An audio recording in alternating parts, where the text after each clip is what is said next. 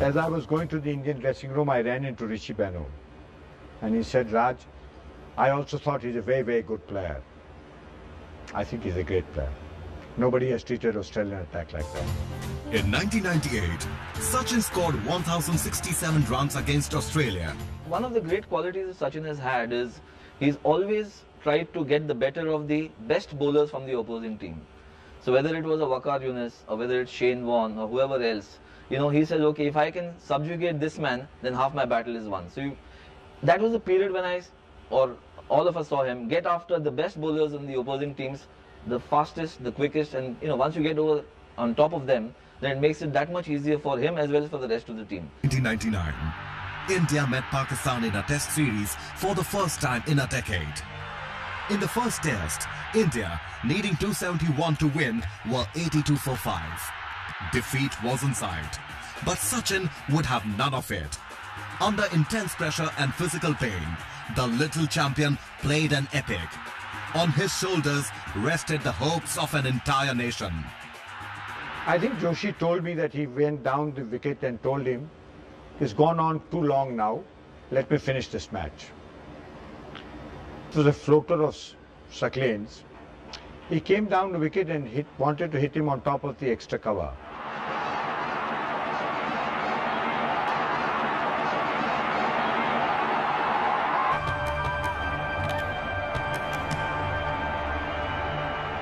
I came down to the dressing room. I think it's fair for me to say he was weeping like a schoolboy.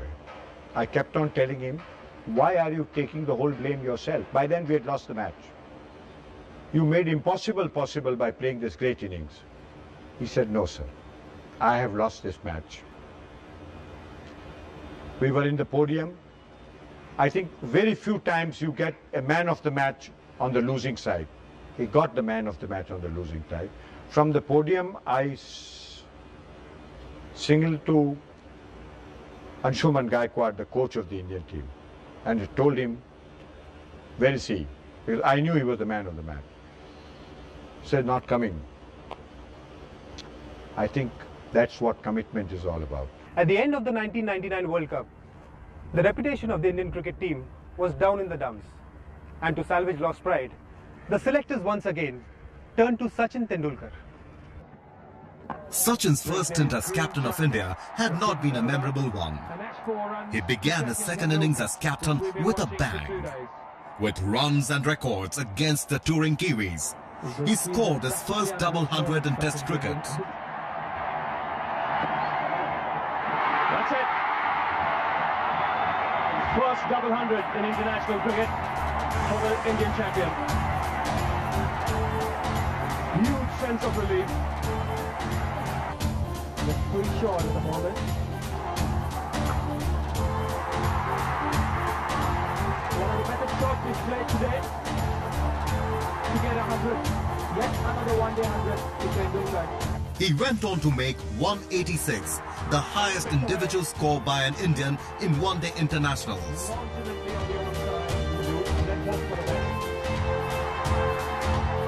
Look for two here.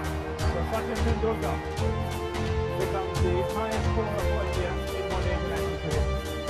184. The biggest challenge for Sachin in his second stint as captain for India was the tour of Australia in 1999-2000. The Indians lost, and Sachin took all the blame. Nicky Boye will continue. Sachin decided to step down after the home series against the South Africans. He was determined to leave on a high note. Shot, smashed it through the offside. Beautifully played. But sadly, things didn't go according to plan. South Africa won. Yes, he's walking, he's gone. Tendulkar's gone. He's got a little nick down the leg side. What a tragedy from India's point of view. In his second stint, I don't think he was interested in the job. He didn't want it. However, it was thrust on him because there was no other option available, no other alternative, and he took it manfully. That's the best one. That's the best way I can describe it. He took it manfully, and I think by that time he was reaching the peak of his batting. So he realized that perhaps these are my best years. I should be devoting more time to batting, and the captaincy could come back to me later. and he's only 29, so you never know. In 2001 came the Australians to cross the final frontier. They were stopped and thrashed by a team. As India moved towards an incredible win at Kolkata, Sachin excelled.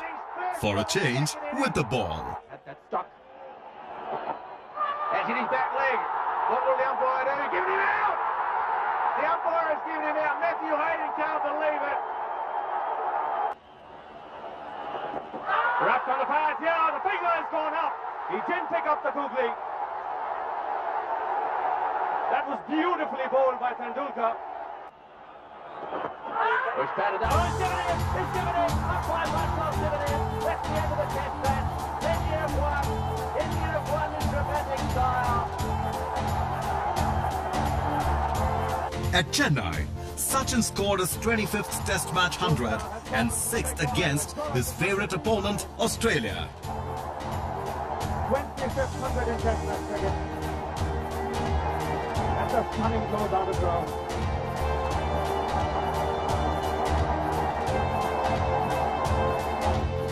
Team India ensured that Australia's final frontier became mission impossible. India have won the series.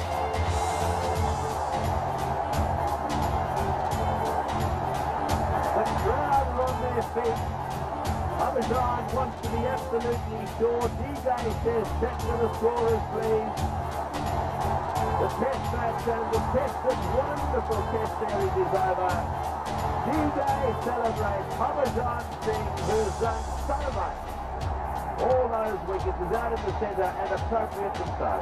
In the one-day series that followed, Sachin became the first batsman to break the 10,000 barrier in the shorter variety. And he's got that fine. That's 100 for Tendulkar. It's 28 in one-day international. It's 6 against the Australians.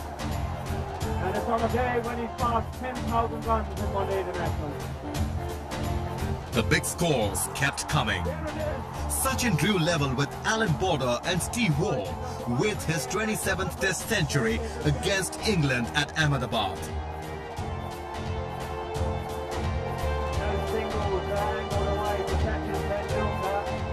There's no doubt that he's the best batsman in the world, and for his consistency which he has showed over the last 10 years, and most importantly, he keeps on improving on his game. 3 months later came century number 28 against Zimbabwe at Nagpur. On India